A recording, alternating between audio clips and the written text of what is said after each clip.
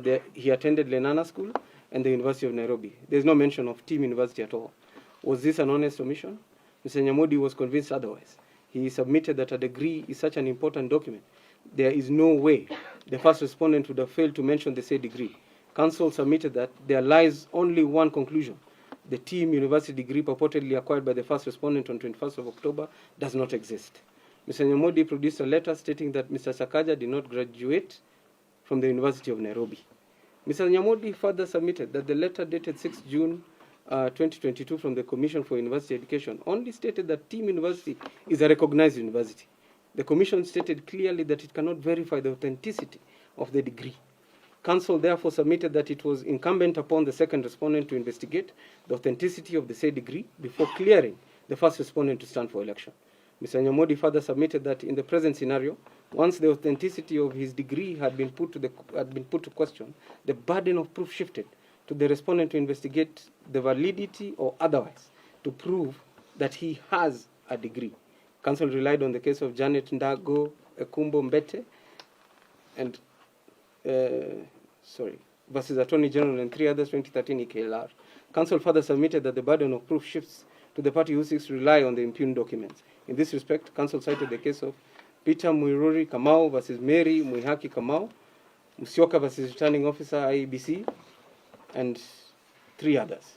Mr. Kamodo Njenga relied upon the first respondent's replying affidavit and written submission and submitted that the first respondent possesses a valid degree certificate from Team University. He referred the committee to the Annexure SJ2, a letter from CUE showing that Team University is a recognized university in Kenya. Counsel also relied on the Janet Ndago Ekumbo Mbete case, when it was held that graduation is a process. To this end, counsel submitted that the first respondent has annexed photos and graduation lists, thereby proving that he graduated from Team University. To further buttress the submissions on behalf of the first respondent, Mr. Elias Mutuma posited that the fact that the first respondent did not disclose that he possesses the Team University degree does not suffice for this committee to determine that the degree did not exist. This will call for speculation on the part of the committee. Counsel further submitted that the dispute herein relates to 2022 general election, and whatever happened during 2017 election is thus irrelevant. Mr. Okach also appearing for the first respondent submitted, unless disqualified under Regulation 43 of the Election General Regulations 2012, the first respondent remains qualified to run the committee's ability to verify the authenticity of a degree. Counsel further submitted that this committee does not have the necessary tools to verify the validity of a degree certificate. Counsel cited the case of ethics and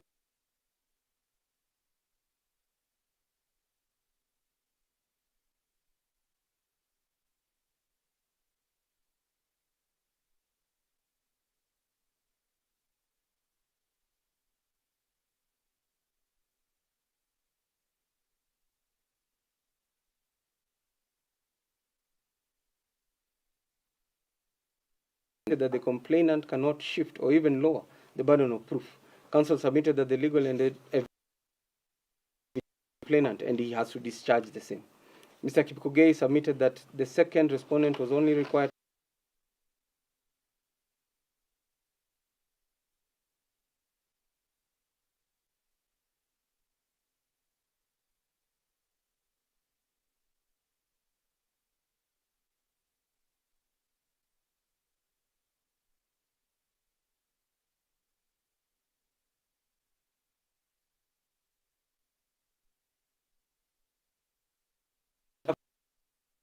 is hearsay and conjecture. Counsel further submitted that the second respondent fully complied with the provisions of Regulation 47, Election General Regulations 2012. The returning officer did what was required of him. It was further submitted that the returning officer cannot treat any aspirant appearing before him as a suspect. Counsel submits that if materials were placed before the arrow to prove that the impugned degree was fake, he would have acted accordingly. Therefore, the degree was prima facie valid. In brief rejoinder, Mr. Nyamodi insisted that the arrow had a duty to authenticate the degree certificate before clearing the first respondent to stand for election. Counsel submitted that the first respondent had not exhibited a copy of the impugned degree, and therefore he cannot rely on what has been produced by the complainant. That piece of evidence is not available to him. In determining whether the clearance of the first respondent by the second respondent was lawful We further consider this issue under the following subheadings. Was the returning officer obliged to investigate the validity of the impugned degree certificate? Allow me to take a pause.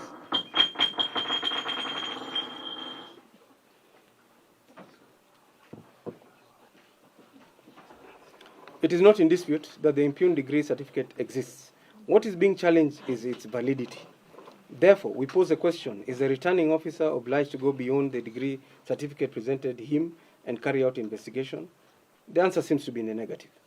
Regulations 30, 33, 46, and 47 of the Election General Regulations provide a list of what is required for a successful nomination of county governor candidates sponsored by political parties. The requirements are as follows, and we list them.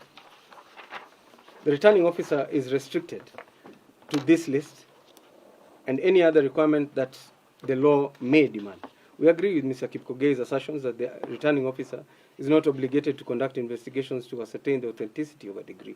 Indeed, the returning officer's main obligation in ascertaining of educational qualifications is to ensure that the provisions of Regulation 47 of the Elections General Regulations 2012 are met. The said regulation provides as follows. For purposes of ascertaining the education qualification of persons for an elective post, a person seeking nomination shall submit to the Commission certified copies of certificates of the educational qualification. 2.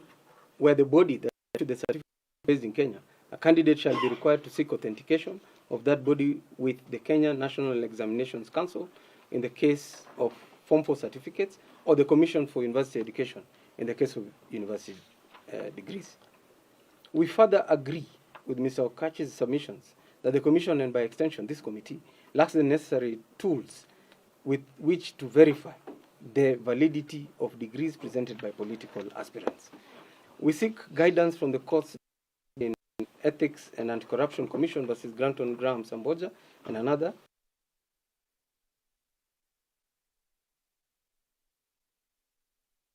IEBC's mandate is specifically enshrined in the Constitution under Article 88 of the Constitution 2010.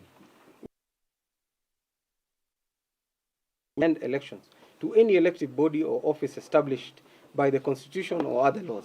The constitutional mandate of IEBC appears not to include authenticating academic certificates.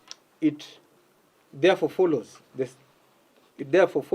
second respondent, IEBC, lacks power to investigate and or determine the validity or otherwise of the certificates presented by the intending candidates as long as, on the face of it, the candidate presents a prima facie valid document. Indeed, in Samboja case above, the court seemed to suggest that the only occasion the Commission can act is when there have been investigations and criminal proceedings leading to a conviction have been instituted. This is more so because the allegations of forged degree certificates are criminal in nature. Hence, the second respondent has no jurisdiction. To this end, in the Samboja case, the court further held in paragraph 40, which we cite in extenso, as follows.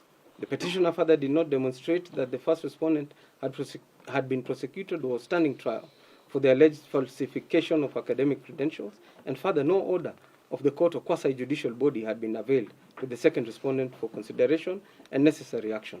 The process, in my view, that would have led to final determination of the validity of the document is a preserve of the judicial institutions and not the second respondent, IEBC.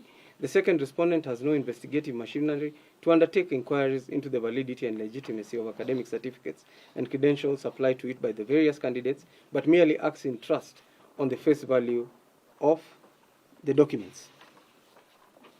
I find, although there are serious aspersions on the qualifications of the first respondent, it is common knowledge that the first respondent has not been charged with any criminal offense related with either uttering false documents or fraudulent conduct. I find such aspersion or suspicion, however strong it may be, do not amount to any finding of a court of law or a quasi-judicial body. We must hasten to add that the returning officer can only disqualify a candidate as per the provisions of Regulation 43 of the Election General Regulations, which provides for circumstances which the returning officer may reject a nomination paper, and that we have reproduced. Further, under Section 13J of the Election Offences Act 2016, it constitutes an electoral offence to make a false statement or furnish false particulars in any statement which is required under the Elections Act, knowing the statement or particulars to be false or without reasonable grounds for believing the same to be true. That under Section 21 of the Election Offences Act, the institution charged with the power to order investigations and prosecute offences under the said Act is the Office of the Director of Public Prosecutions. That the allegations made by the complainant hearing against the first respondent degree certificate in contention here discloses suspicion as to the authenticity thereof, falls for investigation and prosecution by the Office of the Director of Public Prosecution, as read together with Section 13J of the Election Offences Act.